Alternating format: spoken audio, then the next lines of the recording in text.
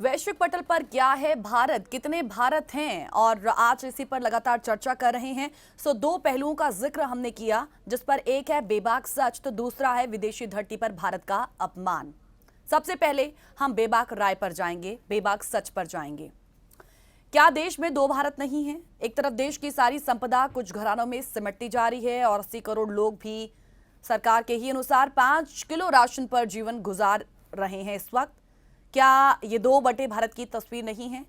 अगर हम और आप यहाँ पर ये सोचें कि दुनिया हमारी आर्थिक स्थिति से परिचित नहीं है और हम अरबों रुपयों के एड्स से, विज्ञापनों से देश की विपन्नता छुपा लेंगे, तो कहीं ना कहीं ये हमारा भ्रम है, जिसे तोड़ना जरूरी भी है। दुनिया भर के तमाम आर्थिकी के शोध संस्थान, चाहे वो किन्हीं यूनिवर्सिटीज के हों या फिर किसी एनजीओ के, वो सभी देशों की इकोनॉमी और उसके इंडेक्स की स्टडी करते रहते हैं। और 2014 के बाद साल दर साल, चाहे वो जीडीपी हो या हंगर इंडेक्स हो या फिर खुशी इंडेक्स हो या फिर प्रेस की आजादी का ही इंडेक्स क्यों ना हो, हम गिरते ही जा रहे हैं और इसमें कोई दो राय नहीं है। ये बेबाक सच है। हम एक ऐसे आर्थिक व्यवस्था में भी तब्दील हो चुके हैं जो अमीरी और गरीबी के बीच की खाई को कम नहीं कर रही है, बल्कि ये जो डिस्पैरिटीज हैं वो बढ़ती चली जा रही हैं। ये एक बेबाक सच है। 8,000 करोड़ का पीएम का जहाज और लॉकडाउन में सड़कों पर सैकड़ों किलोमीटर की दूरी पार करते लोग ये जताने के लिए पर्याप्त हैं कि इस भारत में दो भारत हैं। यह स्थिति आज की नहीं है, बल्कि लोकसभा में लोहिया ने भी जब 3 आना और 13 आना की एक डिबेट शुरू की थी, तो यह स्थिति तब भी थी।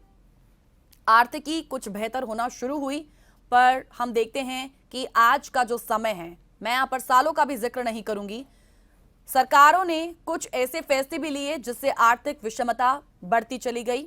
और कहीं ना कहीं हम वीरदास की इस कविता में जो कुछ भी कहा गया, डेफिनेटली वो सच भी है। उसी अमेरिका की टाइम मैगजीन ने एक लेख अपने डिवाइडर इन चीफ नाम के मुखपृष्ठ पर नरेंद्र मोदी जी की फोटो के साथ छापा था। तब भी बवाल मचा था और देश अपमान करने और देश को नीचा दिखाने की साजिश उस वक्त कही गई। फिर सवाल उठा कि क्या 2014 के बाद देश में सामाजिक ताने बाने को नुकसान नहीं पहुंचाया गया, और नुकसान पहुंचाने वाला समूह सरकार के साथ खड़ा भी रहता है। तो जरूरत आज हमें ऐसे शो पर शायद आहत होने की नहीं है। What we also personally feel कि ऐसे शोज पर हमें आहत होने की जरूरत नहीं है। कहीं ना कहीं यदि ये बात निकलकर सामने किसी नागरिक की ओर से आती है, तो वो भी भारतीय नागरिक, एक पब्लिक फिगर जरूर हैं जो अच्छा बोलते हैं तो लोग उन्हें जानते हैं, उनको उनके नाम से, उनको उनके काम से।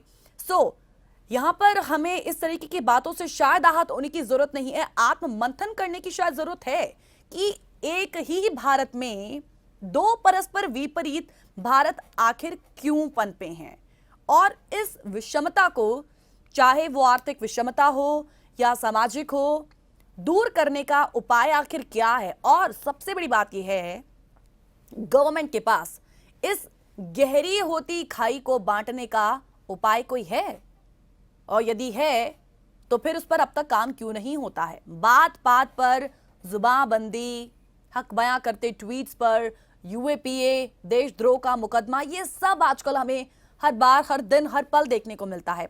एक विफल गवर्नेंस और अहंकारी सत्ता का शायद हम इसे प्रतीक भी कह सकते हैं, जिसका अंत भी बेहद दुखद है और दारुण है। कुल मिलाकर यदि किसी ने इस पर सवाल उठाए तो उस पर हमें उसे सही करने की भी आज एक जरूरत है। लेकिन उसके साथ एक ये भी इंपॉर्टेंट बात है कि हम क्योंकि जैसा प्रोग्राम के बेहद शुरुआत में कहा कि हर एक देश के दो पहलू होते हैं, एक अच्छा भी होता है, एक बुरा भी होता है। बुरी चीजों पर बोलने की बजाय यदि काम किया जाए तो ज्यादा बेटर है। Same as with India, definitely यदि दो परिस्थितियां हैं तो पब्लिक फिगर होने के नाते हम एक जो बड़े इंटेलेक्चुअल्स होते हैं, बुद्धिजीवी लोग जो हैं, वो सामने आकर इन चीजों पर अच्छा मैसेज लोगों के सामने क्यों नहीं पहुंचा सकते, क्यों उस मैसेज को स्प्रेड नहीं किया जा सकता है, बल्कि नफरत जो है वो क्यों बढ़ती जा रही है हर दिन, हर पल। ये जो खाइयां हैं वो क्यों पनपती जा रही हैं, क्यों और गहरी होती जा रही हैं। हमारे देश में कई ऐसे पब्लिक फिगर्स हैं जिनकी हर बात को आम लोग बड़े चाव से सुनते हैं। वो क्या करते हैं पूरे दिन भर, पल पल उनकी अपडेट्स जानने के लिए वो काफी क्यूरियस रहते हैं, काफी एक्साइटेड रहते हैं। और यही पब्लिक फिगर्स लोग कुछ ऐसा काम करें, कुछ ऐसा बोलें जो लोगों को जागरूक करे, लोगों में अवेयरनेस बढ़ाए। सो क्या आपको नहीं लगता कि किसी भी देश की जो स्थिति है वो बदल सकती है, रेदर देन कि आप डेफिनेटली बेबाक सच हम इसे कह रहे हैं कि इस स्थिति से भारत गुजर रहा है इस वक्त, लेकिन फिर भी किसी विदेशी धरती पर जाकर इस तरीके की बात रखना, सिर्फ विदेशी धरती ही नहीं, भारत में रहकर भी भारत के मंचों पर इस तरीके की बात रखना सही नहीं होगा। रेदर देन कि आप आत्ममंथन कर कर लोगों के बीच में अच्छी बातें पहुंचाए, पॉजिटिव एनर्जी क्रिएट करें और उन दिक्कतों का, उन तमाम कुरीतियों को जड़ से उखाड़ने की कोशिश करें, आम लोगों को अपने साथ ज्यादा जोड़ें। पब्लिक फिगर्स है तो ज्यादा से ज्यादा लोग आपके साथ कनेक्ट हो सकते हैं, तो आप वो चीज करने के बजाय ये क्यों कर रहे हैं। इसीलिए आज अपने व्यूवर्स से हम जरूर पूछ रहे हैं कि आज इंडिया की बात की गई है और इंडिया के कुछ पहलुओं का जिक्र यहां पर किया गया है, लेकिन हमारे व्यूवर्स की नजर में वैश्विक पटल पर आखिर आज भारत क्या है। अगर 4 तालियों के लिए 7 समंदर पार जाकर अपने देश को इस तरीके से उसकी बात करना, अपने देश को बदनाम करना अभिव्यक्ति की आजादी है, कला की आजादी है, तो शायद ऐसी आजादी को क्रूरता से कुचल दिया जाना चाहिए। इससे सवाल उठ रहे हैं कि अभिव्यक्ति की आजादी के नाम पर देश का अपमान आखिर क्यों किया गया है। देश का ये बेबाक सच है या फिर हम इसे अपमान कहेंगे। तो ये एक द्वंद्व है जिसके बीच फंसे हुए हैं लोग और उन्होंने अपनी अपनी राय आज इस पर रखी है। वीरदास ने जो कुछ किया उसके बाद सवाल यही कि क्या अपने देश को गालियां देकर ही तालियां हासिल की जा सकती हैं? क्या अपने देश का मजाक उड़ाकर ही कॉमेडी की जा सकती है? क्या अपने देश की आलोचना करके ही पॉपुलैरिटी हासिल की जा सकती है? यहाँ पर आज से 128 साल पहले जब सिर्फ 30 वर्ष की उम्र में एक शख्स जिसको स्वामी विवेकानंद जी के नाम से जाना जाता है, जब वो इसी देश में गए थे, जब वो अमेरिका में गए थे, तो उन्होंने शिकागो में विश्व धर्म संसद में अपना भाषण दिया था। और तब उन्होंने अपने भाषण की जो शुरुआत है उसमें जैसे ही कहा कि अमेरिका के मेरे भाइयों और बहनों, तो वैसे ही उस हॉल में मौजूद 7000 लोग अपनी जगह पर खड़े होकर 2 मिनट तक सिर्फ तालियां ही बजाते रहे। और अपने स्पीच में स्वामी विवेकानंद ने कहा था कि मुझे गर्व है कि मैं उस धर्म से हूं जिसने दुनिया को सहनशीलता का पाठ पढ़ाया। उन्होंने कहा कि मुझे गर्व है कि मैं उस देश से आता हूं जिसने सभी धर्मों और सभी देशों के सताए हुए लोगों को अपने यहां पर शरण भी दी है। तो जब स्वामी विवेकानंद जी ने अपना भाषण खत्म किया, तब भी वही माहौल था जो उनके भाषण शुरू करने से पहले था, यानी कि वहां पर मौजूद उस वक्त हजारों लोग बहुत देर तक सिर्फ तालियां ही बजाते रहे। और इस स्पीच के साथ ही स्वामी विवेकानंद दुनिया में भारत के सबसे बड़े ब्रांड एम्बेसडर भी बन गए। अमेरिका और पूरी दुनिया के लोग उनसे इतने उस वक्त प्रभावित हुए कि उन्हें उसी कार्यक्रम में 5 बार और भाषण देने के लिए इनवाइट किया गया। लेकिन उसी अमेरिका में जाकर एक 42 साल का एक भारतीय, जो भारतीय फिल्मों में काम करता है, भारत में अपना नाम कमाता है, भारत में ही पैसे कमाता है, भारत में लोकप्रियता हासिल करता है, और जब वो कहे कि मैं उस देश से आता हूं जहां पर जो बातें उन्होंने अपने इस मोनोलॉग में कही, वहां पर तमाम चीजों का हम अब बार बार जिक्र तो नहीं करेंगे, आपने भली बातें उस चीज को जाना। जो ये कहते हैं कि मैं ऐसे देश से आता हूं जहां पर लोग घरों में बैठकर तो जोरों से हंसते हैं, लेकिन कॉमेडी क्लब में लोगों को किसी जोक पर हंसने की इजाजत नहीं है, यानी भारत असहनशील लोगों का एक देश है।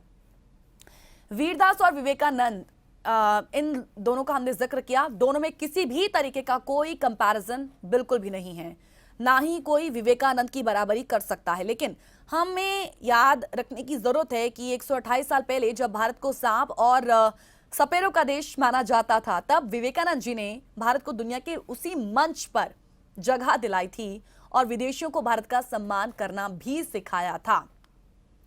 वीरदास ने यह सब इसीलिए कहा ताकि उनके लिए शायद तालियां बजती रहें, लेकिन स्वामी विवेकानंद ने भारत के बारे में जो उस वक्त कहा उनमें तालियों का लालच बिल्कुल भी नहीं था और देश के लिए सम्मान की भावना छिपी हुई थी। क्या यहाँ पर देश की सम्मान की भावना आपको कहीं नजर आती है? भारत को इस तरीके से नीचे गिराकर अपनी सोच को ऊंचा साबित करने वालों की वजह से ही भारत पहले मुगलों का गुलाम रहा और फिर अंग्रेजों का गुलाम बन गया और आज भारत आजाद है। इसीलिए कुछ लोग विदेशों में भी स्टेज पर चढ़कर खुद को वीर साबित करते हैं, लेकिन असल में वो आज भी विदेशियों के ही दास कहलाए जाएंगे। भारत और भारत के लोग बड़े दिल वाले हैं, हम लोगों की हजारों गुना यूं ही माफ कर देते हैं, लेकिन जब कोई देश के सम्मान को चोट पहुंचाता है तो फिर उसे जवाब देना भी जरूरी हो जाता है, क्योंकि अपने देश को गाली देना इन कुछ ऐसे ही लोगों का एक नया बिजनेस मॉडल बन चुका है और इसमें पैसे भी हैं, फॉलोवर्स भी हैं। जैसा मैंने प्रोग्राम के बेहद शुरुआत में कहा कि भाई इंटरनेट का जमाना है, आप कुछ भी कहेंगे, कुछ भी करेंगे तो वो वायरल हो ही जाएगा। सो डेफिनेटली आज सस्ती लोकप्रियता हासिल करने के लिए आम लोग कुछ भी कर बैठते हैं। समस्या यह है कि हमारे देश के लिए लिबरल्स और बुद्धिजीवियों के लिए अपने देश को गाली देना एक तरीके का एक नया ट्रेंड बन चुका है। सो ऐसा करके कहीं ना कहीं कुछ ऐसे ही लोग खुद को उदारवादी, प्रगतिशील साबित करना चाहते हैं और शायद ये बताना चाहते हैं कि हम इतने महान हैं कि हम अपने देश की आलोचना कर भी सकते हैं और क्रिएटिव फ्रीडम के नाम पर आलोचना सुन भी सकते हैं। सो कहीं ना कहीं हमें उस एक पैटर्न पर गौर करने की जरूरत है और जब हम उस पर गौर करेंगे तो हमें समझ में आएगा कि भारत में रहकर, भारत में कैसा पैसा कमाकर उसके खिलाफ बोलने वालों ने एक पूरा इकोसिस्टम खड़ा कर दिया है। सो कहीं ना कहीं वीरदास जो जैसे कॉमेडियंस हैं वो भी इसी इकोसिस्टम का एक पार्ट हैं, जो अपनी फिल्मों में तो फूहड़ता पेश करते हैं, महिलाओं के खिलाफ अभद्र डायलॉग्स भी अपनी मूवीज में बोलते हैं, अश्लील बातें भी करते हैं, फिर भी दुनिया के सामने मंच पर खड़े होकर भारत में ही महिलाओं की स्थिति पर कविताएं पढ़ते हैं। सो इनकी ये फूहड़ और अश्लील फिल्में इसी देश में बड़े आराम से रिलीज भी हो जाती हैं और फिर भी ये विदेशों में जाकर कहते हैं कि भारत इतना असहनशील है कि वहां आप मंच पर किसी को कोई जोक भी नहीं सुना सकते।